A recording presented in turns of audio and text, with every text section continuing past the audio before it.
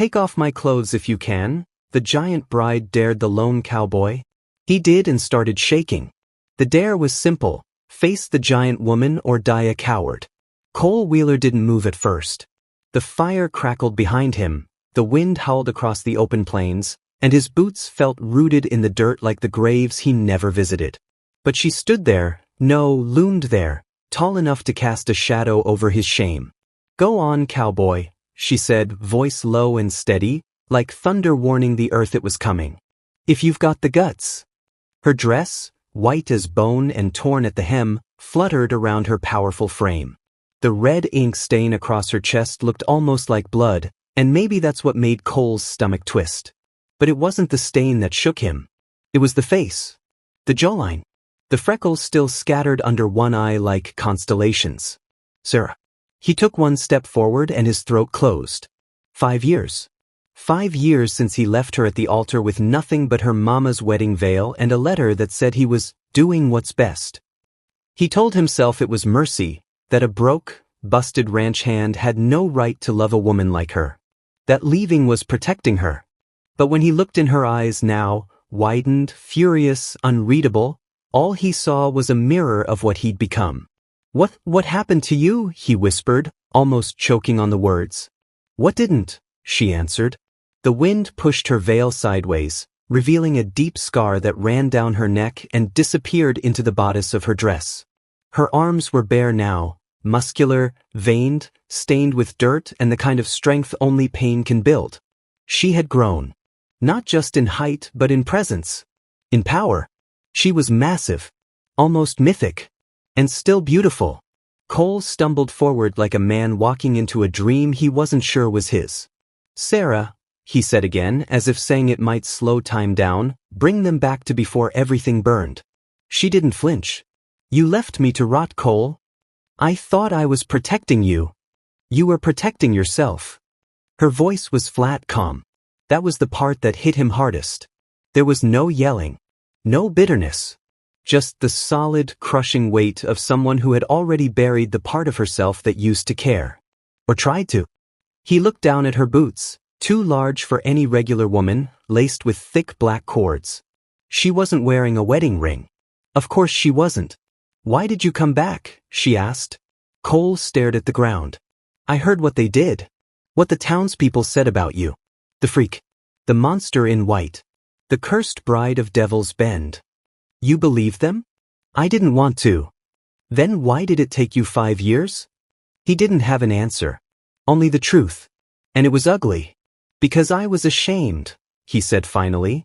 "Because I thought you were better off without a man like me." Sarah didn't move. "You were wrong."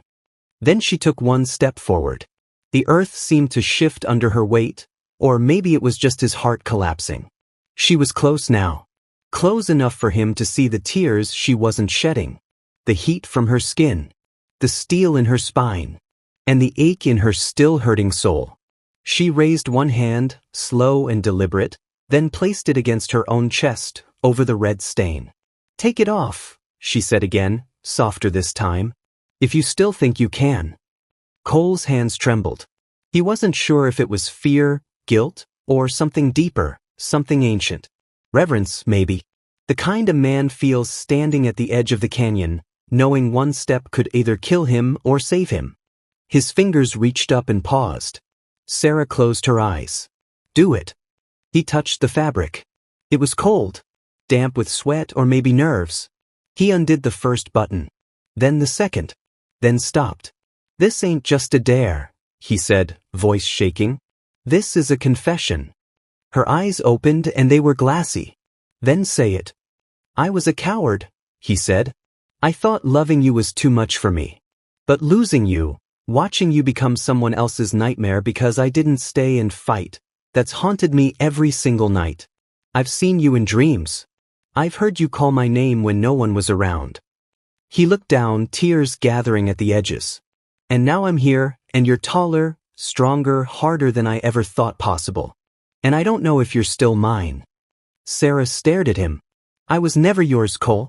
But I loved you like I was." A silence fell, heavy as snowfall. Then she lifted her hand and covered his. "I became what I had to become," she said. They dragged me out of that church after you left. Called me cursed. Tried to break me. But I broke them instead. Every man who came thinking I was weak learned otherwise. Cole nodded. I believe you. I don't need you to believe me. I need to know if you still see me. I do, he whispered. All of you. And with that, she let him finish unbuttoning the last clasp. The dress slipped down one shoulder, revealing not seduction, but truth, the raw, bruised reality of a woman reshaped by grief, forged in rage, still bleeding from old wounds. Cole's knees nearly buckled. It wasn't the body that stunned him, it was the pain. The history. The incredible strength it took to still stand tall after all that. He looked up into her eyes, and for the first time since he'd returned, she looked almost afraid. Do you still want me? She whispered. And that broke him. He fell to his knees. I never stopped. She knelt too. And in that dirt, beneath the fading orange sky, surrounded by the whispering wind and 1,000 buried memories, Cole Wheeler took the hem of her dress and kissed it like sacred ground. Sarah McKenna, the giant bride, the woman the world tried to erase, closed her eyes and let the tears fall. Not because she was weak, but because he finally saw her. Not just the strength, but the scars. And still wanted her anyway. And that was the beginning. The stars came out slow that night. They didn't say much after the tears. They just sat there, shoulder to shoulder in the dirt behind his old ranch house, her hands resting like stone slabs in her lap, his arm occasionally brushing against hers like a whisper trying to say sorry without words. Cole had always been a quiet man. But silence with Sarah had never felt uncomfortable. Even now, even after everything, it still felt like home. Just harder, older, wiser, and broken in all the places that made them real. I kept the land, he finally said. Didn't think you'd ever want to see it again. She looked out toward the fence, now half collapsed, past the ghosted outline of the barn they used to talk about turning into a chapel. Her voice was barely a breath. I didn't. But you came. I didn't come to forgive you. I didn't come to be forgiven. She turned slowly, her gaze soft but heavy. Then why are we both still here? He looked down at his boots. Because the world kicked both of us out. And maybe the only place we still fit is each other. Her lips twitched. Not quite a smile. Not yet. She stood slowly, the firelight casting a long shadow behind her. Her frame seemed even bigger now in the dark, not because she was a giant, but because she had grown into someone who didn't need permission to take up space. I didn't come alone, she said. Cole blinked. What? I brought something with me. With someone. She turned and walked toward the wagon just beyond the edge of the firelight. His heart thudded. She reached under the canvas tarp and gently pulled something out. It took him a second to realize it wasn't a weapon. It was a boy. Maybe 6 or 7. Dark-haired. Sharp eyes. Strong jaw. The child looked at Cole, unflinching. That him? Sarah nodded. That's Cole. The boy stepped forward, cautious but curious. Cole's throat tightened. He's? Sarah met his eyes. He's mine. Cole's mouth opened, but no words came out. She knelt beside the boy, her hand resting on his shoulder. His name's Isaac. And no, he's not yours. Cole let out a breath he didn't realize he was holding. Not relief, not disappointment, just grounding. He didn't deserve a child. Not after everything. I found him 2 years ago. Chained in a rail cart. They were working kids in the mines out west. Said he'd never walk straight again. But he did. Cole looked at the boy's legs, strong, steady, confident. Isaac crossed his arms. You're the man who left her? Cole swallowed. I am. You're the one she cried about in her sleep? Cole closed his eyes. Yes. There was a pause. Then the boy stepped forward and held out his hand. She cries less now. Cole looked up, stunned. Isaac shrugged. I figure you must have meant something. But I'm watching you. Cole managed a cracked smile. I'd expect nothing less. He took the boy's hand, firm and small.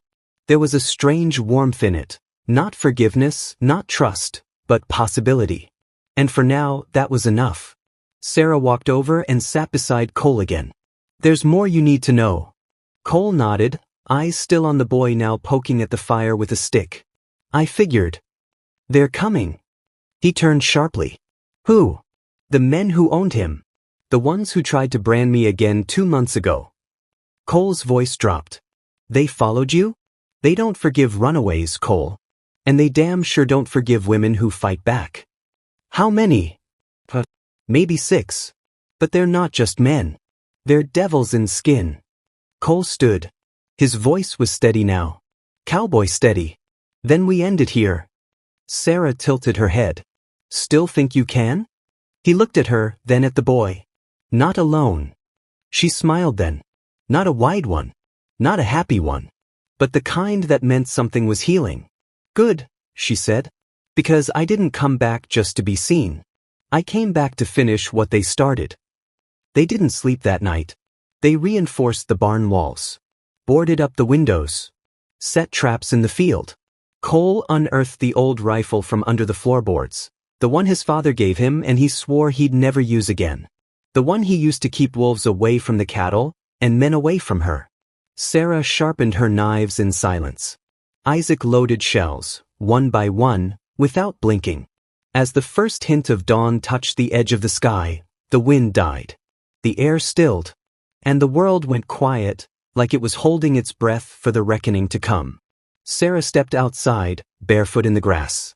She stood there, tall as a mountain, her dress now tied up at the waist, sleeves rolled, arms flexed. The red stain still marked her chest like a flag. But she wasn't hiding behind cloth anymore. Cole stood beside her, rifle in hand, jaw tight. You know they won't talk first, he said. I don't want them to. He looked at her, not the giant, not the ghost, but the woman. Whatever happens, I'm staying this time. She didn't answer. She just reached for his hand and held it. The road in the distance groaned under wheels. Then came the dust cloud. Then the first black horses. They were here. But this time, so was she. And beside her, the man who once ran, now ready to bleed, to fight, to die if it meant she never had to stand alone again. The ground trembled. And Sarah McKenna, the bride they tried to bury, took one long breath and stepped forward. This wasn't just her war. This was her homecoming. And it would be the last time anyone dared put chains on her again. The first shot came before the sun fully rose. It split the silence with a scream of metal and hate, whistling past Sarah's ear and slamming into the fence post behind her. The boy didn't flinch. Sarah didn't blink. Cole just exhaled slowly like he'd been waiting for it. They're nervous, Sarah muttered. Cole chambered around. Good. The black horses charged over the hill, their riders snarling like wolves, faces half covered in red cloth, dust choking their trail. 6 of them, just like she said. All armed. All aiming for her. They weren't just bounty men. They were her past, riding on hooves of vengeance. Cole raised his rifle. We dropped the first 2. I take the right, you take the left. Isaac stays behind the trough until it's over. Sarah nodded. Isaac, crouched low with his tiny revolver clutched in both hands, whispered, You got this. She looked back just once. Be proud of your scars, Isaac. They mean you survived. Then the fire started. Cole's first shot knocked the lead rider clean off his horse. Sarah moved like thunder, 2 steps and a hurl. Her knife spun midair and buried itself in another man's chest before he even screamed. The 3rd and 4th charged the barn. Cole shouted, Go! Sarah sprinted. The ground shook under her weight, not from her size alone, but from her purpose. She slammed into one man so hard he bounced off the side of the barn like a rag doll. The second got a shot off, it grazed her shoulder, but she didn't stop. She caught his arm mid-swing, snapped it at the elbow, and dropped him cold. The last 2 circled wide, trying to flank them. Cole saw it too late. Sarah. But she already knew. She grabbed the fallen man's rifle and spun, firing once, missed. Fired again. The bullet clipped the rider's knee. He fell screaming. 1 left. And he wasn't aiming for her. He was riding straight for the house. For the boy. Cole turned, heart stopping. No! He bolted, but his boots slipped in the mud near the trough. Isaac stood frozen, eyes wide, gun shaking in his grip. The man grinned as he raised his pistol. Then Sarah was airborne. She tackled the rider clean off the horse in mid-gallop. They rolled through the dirt, and she landed on top, pinning him with one knee to his chest. "You remember me?" she growled. The man coughed blood. "Yeah. You're the cursed bride." She leaned closer. Not cursed. Just finally done begging. He reached for a knife, but she was faster. She drove her fist into his jaw, once, twice, 3 times, until he went limp. Silence. No more hooves. No more screams. Just wind, smoke, and the sound of her own breath. Cole ran to her. "You good?" Sarah stood slowly, blood on her hands, eyes shining. "I'm free." He dropped his rifle, grabbed her face, and kissed her. There was no passion in it, not yet. It wasn't lust. It wasn't desperate. It was sacred. A man returning home. A woman finally seen. Isaac watched from the porch, the little gun still shaking in his hand. Cole looked at him. "You're safe." The boy didn't speak. He just walked slowly towards Sarah, held out her veil, the one that had fallen in the chaos, and gave it back. "I think you dropped this," he said. She took it, kneeling. "Thank you, Isaac."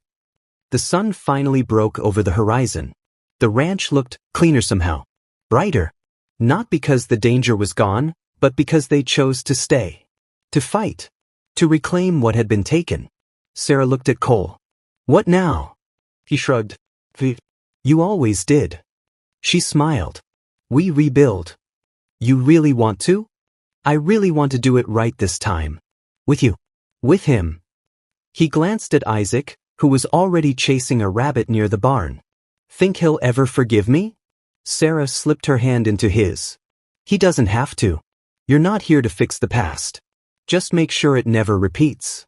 They spent the day digging graves for the men who thought they could break her again. No eulogies. No markers. Just dirt and silence. That night, Sarah stood at the edge of the ranch, staring out into the wild. Cole joined her. "You okay?" "I keep thinking about all the women still out there," she said quietly. "Chained. Hiding. Waiting for someone to come back." He nodded. "Then we go find them." She looked at him, surprised. "You do that?" "I'd follow you anywhere, Sarah McKenna. Even if you drag me." She laughed. For the first time in years, she really laughed. And then she said, "Fine. But tomorrow. Tonight, we rest." He wrapped his arms around her waist, resting his cheek against the woman the world once tried to destroy. And as the fire crackled behind them and the stars returned to the sky, the wind whispered something different this time. Not a warning. A blessing.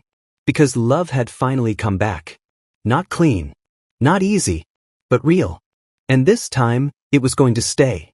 If this story moved you, if it made you feel something real, then don't forget to subscribe to the channel. Tap the notification bell so you never miss a single story that speaks to the soul. Because around here, we tell stories that remind us what it means to fight, to forgive, and to love again. We'll see you in the next one.